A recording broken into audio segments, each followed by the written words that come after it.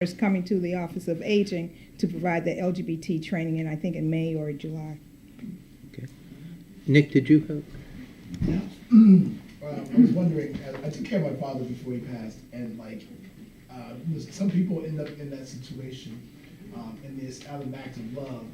They go straight and completely into that. But there's no sort of like prep or training. No one there's no sit down and this is what you should prepare yourself for mentally, and really caring for someone. My father was military. I was so he was very, stringent about the way he wanted things done, and the way he handled and cared for a person who's physically, weak or weakening. Are those sort of, Courtney or some of the panelists, do we offer those sort of programs now where you can, there's a training or there's a community conversation about if you're a new caregiver, this is what you should prepare yourself for. These are some of the things you should be cautious of and how you don't expose someone to further health problems. Again, it was completely out of love, but there was nobody. It was it was me and my dad. You did it because, you have conversations with the doctor because you go with them, but still, I felt like if there was, I don't know, a church or something or a community group in my neighborhood back in Jacksonville, North Carolina, in the middle of nowhere, I would went to, some sort of class, and, I don't know if that's something that we should think about or if it's something that's already happened, teach me. Or if you think we should share that information, I think we just want to. Okay, the key is finding a good geriatric social worker here in the city. Depending on where you live, you go to the geriatric social worker that covers your area, and they'll sit down and come up with a plan. And they're tapped into the whole aging network, so they'll know what resources, services out there, or even places where you can go to get caregiver training. If you've never been involved in that before, if you've never taken care of anyone or moved someone out of bed or whatever, you had no clue what to do, whatever. And also the finances and stuff like that. There are a lot of programs and services, and it's the job of their geriatric social workers. See, the social workers in the aging network are different from the other social workers because their focus is dealing with an older population, so they know what services to tap you in. If you go to Iona could tap you into the psychosocial services, the caregiver services, the respite services. They know immediately after they do the assessment exactly where you need to be at, and they will work with you. They'll stay with you through the case management program. So there are those trainings available. So the trainings are available. Yes, there are trainers with it. And matter of fact, next year we're going to start up our caregivers conference where we used to do a training every year where people who've never taken care of someone before, little basic things about how to change, move someone out of bed safely and do things like that, whatever. If you've never done it before, you have no training in that. And if you don't have a home health worker or have access to one, or you have a mother or father who's reluctant to let someone come in there and change them, see, that's an issue too, because some people don't want that, whatever. So, and sometimes you're just the one that has to do all of those kinds of things. So you need to, there are ways of training, places that you can go to be better trained to take care of your loved one. And I'll piggyback on that too. Nick, there's AARP has a virtual caregiver network with all these resources, and they have facilities, chapters in every state. So people who are not in Washington D.C. or in another state, you could tap into it virtually, and they just have a whole wealth of information about how to care for it, brochures that like a checklist if you're out of state and if you're in state.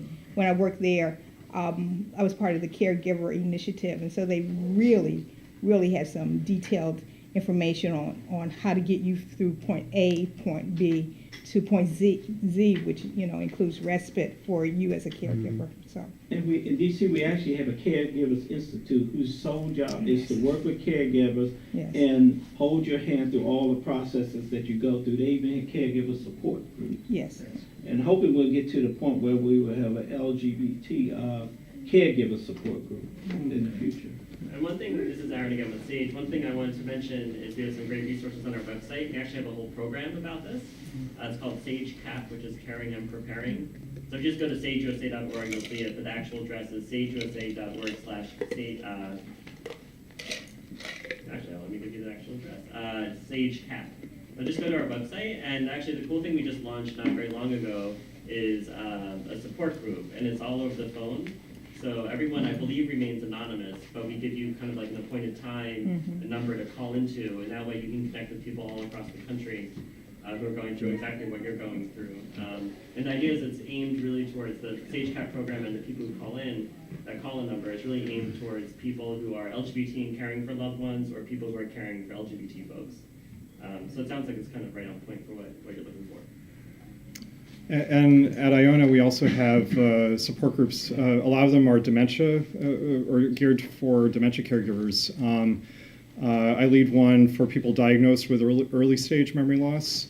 And then I also, out at Fox Hill, Sunrise at Fox Hill, which is at the corner of River Road and the Beltway on Bethesda, I lead a monthly support group. It's an education group on various dementia topics. And I have, 24 PowerPoint presentations on dementia caregiving issues. If you ever want, just email me and I can send you an order form. They're free. I can email you the PowerPoint. Right. Yes. An observation that I have made is that a lot of activities for seniors tend to be more geared to a heterosexual type of lifestyle. And I find that a lot of senior LGBT people participate begrudgingly or don't participate at all. And is there something or a contact or a network where a senior person, LGBT, can be alerted and aware of the various activities that are going on around town, or is that in the pipeline? Because I know there's an issue of, getting there with transportation and that type of thing. Well, when I know certain things that I think will be of interest to somebody in our community, I'll make sure that they know about it. But it's not a lot out there because generally with our office, we serve the large community, and the services are there and the activities are there, but they're not actually activities that would have a greater appeal to the LGBT community. But, that's something that we need to think about creating around the Capitol Prides and the Black Prides and things. We need to try to create more activities around those times. One of the things to also look at is checking the community resources online in the Blade or Metro Weekly. Those things now, it depends. If you don't have access to, to the internet, you're kind of screwed. But it is our hope. We don't have it in place yet, but it's our hope that at Whitman-Walker we're going to eventually have a senior day program, which would be available to folks who are ambulatory and can get to a center and so forth. But we're looking at that probably a few years out from now. But it's in the planning, at least at this point. Well, it's hoped that in the future, the office on our webpage, we now have a gay and lesbian section on there where we outline services like yours and other programs there. So we're trying to make our site more friendly to the community. And when we get to that point, maybe we can identify activities and things that people can go on and pull it off. We also have a support group for people over 50 that's open to anybody, and we don't charge for that. I'll throw in a quick commercial. I facilitate a therapy group. It's a therapy group, and we do charge for it: Medicare, Medicaid, private insurance, out-of-pocket, and so forth. But this meets for 12 to 15 weeks every cycle. We're just ending the previous cycle on May 16th, and we'll start up another one sometime in June. But if you know of anybody who's over the age of 60 and feels like they're not coping very well with aging and so forth, have them call me. My number's on here. Every one of you should have gotten this on your chair. Okay? David had a question. I just had a comment. Yeah. On the LGBTs, older adults or aging, social events or social ideas. I know the DC Center is really interested in hearing what ideas you have about things that we could do here. I know that there's a lot of seniors who enjoy being part of Burgundy Crescent. Mhm. There's a lot of seniors that enjoy being involved in some of the different programs. There's over 100 Chrysalis? L- Chrysalis? Chrysalis. There's over 100 LGBT groups in DC. But specifically, there are things that we could be doing as social events for LGBT seniors. I would love to hear about it. I've talked to a lot of the community centers around the country. Some of them have game nights.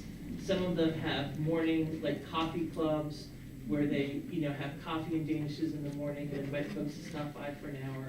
There's a lot of different things that different community centers do, and I'd love to hear what you think would work in DC.